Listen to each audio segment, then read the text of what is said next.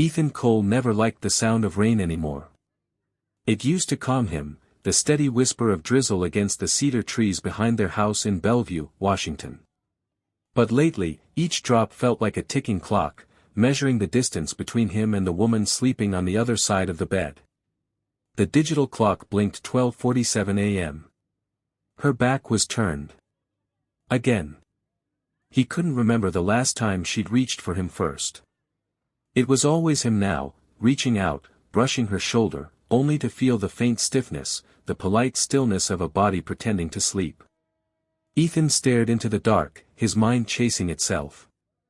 Something was wrong. Not loud or obvious, but subtle, like a faint note of perfume on her clothes he didn't recognize, like her phone lighting up in the bathroom at odd hours, like laughter that stopped when he entered the room. "Can't sleep," she whispered suddenly, still facing away. He froze. "No. Just thinking." "About what?" He hesitated. "Us." There was a long pause, and then, "Go to sleep, Ethan. You always overthink." The rain pressed harder against the windows, like the world trying to drown the silence between them. They had been married for 9 years. 2 kids, Emma, 7, and Noah, 4. A house with a mortgage, a golden retriever, the usual small cracks of adult life hidden under the rug. Ethan worked as a financial analyst in downtown Seattle. Lila, his wife, was a freelance graphic designer. She'd started working from cafes more lately, she said it helped her concentrate away from the noise. At first, he believed her. But the routine began to shift in ways he couldn't ignore. She started dressing up more for work, casual but careful. Jeans that fit perfectly, soft lipstick, delicate earrings. Once, when she thought he wasn't looking, she smiled at herself in the mirror in a way he hadn't seen in years. One evening, she came home late. The kids were asleep, dinner cold on the table. Ethan stood by the sink, drying a glass. "Lost track of time?" he asked lightly. "Yeah," she said, setting her purse down. "We had a project meeting. At 9:30 p.m. Her eyes flickered. It was a late thing.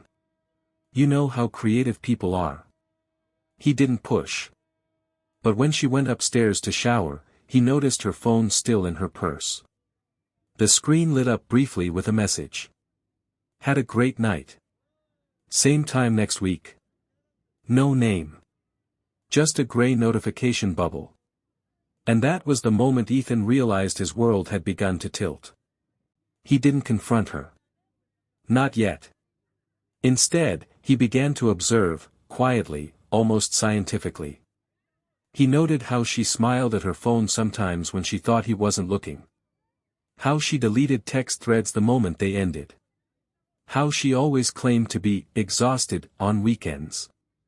At night, he'd lie beside her and wonder, who are you smiling for? One afternoon, he left work early. Said there was a server crash. He parked a few blocks from the cafe she said she worked at, Clementine Coffee Roasters, near Lake Union. From the corner of his car window, he saw her, bright red scarf, coffee cup in hand, sitting across from a man. Tall.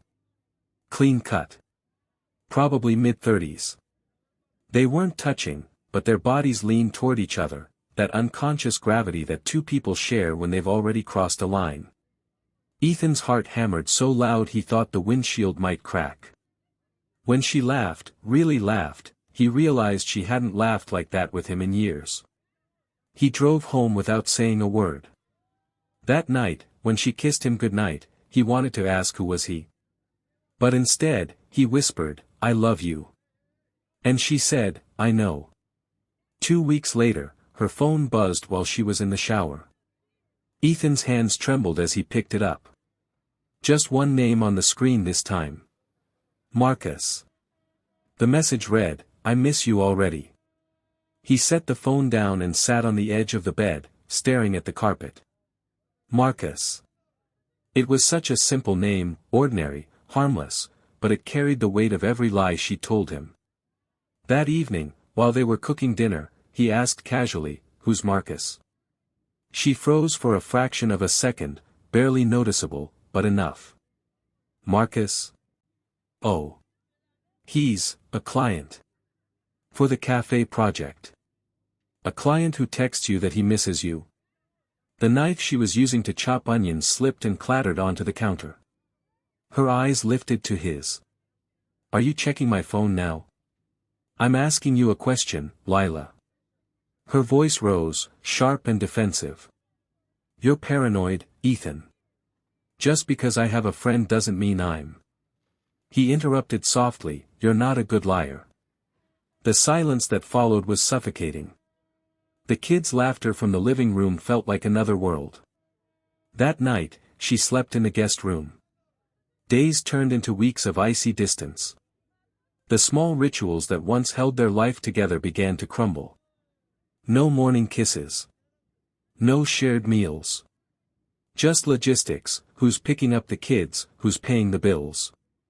Ethan tried counseling. She refused. "I don't want to talk about this with a stranger," she said. "So you'd rather talk to Marcus," he shot back. Her jaw clenched. "You don't get it. You never did." That sentence cut deeper than she knew. Because deep down, Ethan realized she was right, maybe he hadn't understood her for a long time.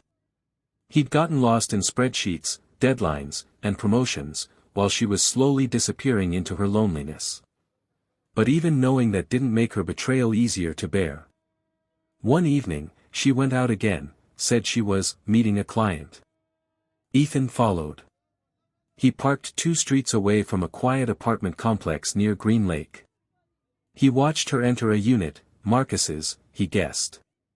She didn't come out for hours. By the time she returned home, it was past midnight. Her lipstick was gone.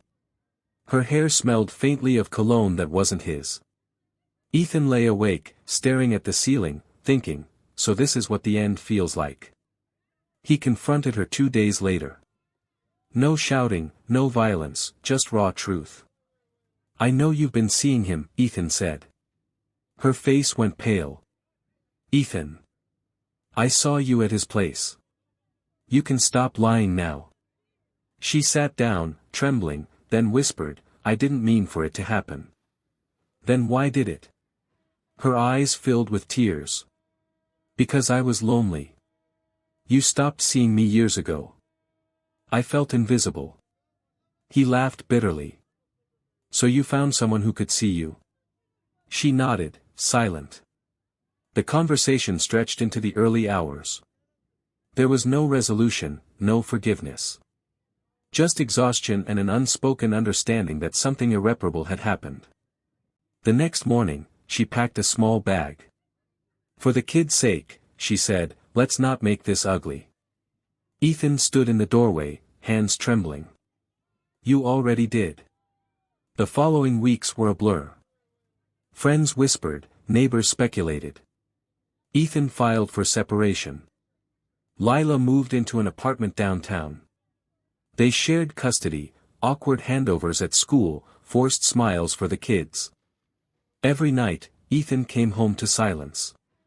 No laughter, no small talk, just the faint hum of the refrigerator and the rain outside. He tried to move on. Went back to the gym. Started therapy.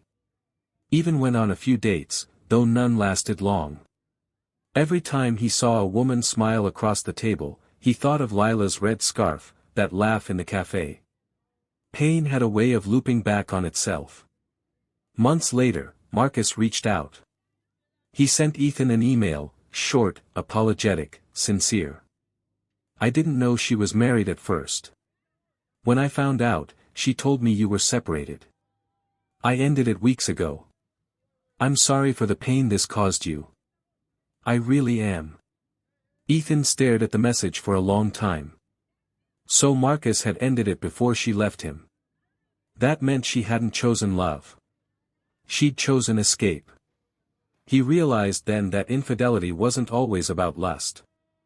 Sometimes it was about running away from a version of yourself you couldn't bear to be anymore. A year later, Lila showed up at his door. The kids were at her place that week, and she looked different, tired, thinner, eyes softer. "Can we talk?" she asked. He hesitated, then nodded. They sat on the same couch where they'd once laughed, argued, built a life. "I'm sorry," she said quietly. "I thought I wanted freedom, but I just ended up lost." Ethan studied her for a long time. "Why are you here?" "Because I still love you." He shook his head slowly. "You love the idea of me. The safe version. But you killed it the moment you lied." Tears slid down her cheeks. "Can't we try again?" Ethan looked out the window, watching the rain blur the city lights. "I did try. Every night I waited for you to come back to me. But the person who cheated, she's not the woman I married." She whispered, "So this is goodbye?" He nodded. "It was goodbye a long time ago." Ethan sold the house the following spring. He found a small apartment overlooking Lake Union, just enough space for him and the kids on weekends. He started painting again, something he hadn't done since college. One night, he stood by the window as the rain returned, soft and rhythmic. The clock blinked 12:47 a.m., just like that night a year ago. But now, the silence didn't hurt. It simply existed. He realized then that betrayal doesn't destroy love, it changes its shape. Sometimes it becomes bitterness, sometimes indifference. And sometimes, if you're lucky, it becomes understanding. He whispered into the quiet, "I forgive you, Lila." And for the first time in years, he finally slept without dreams.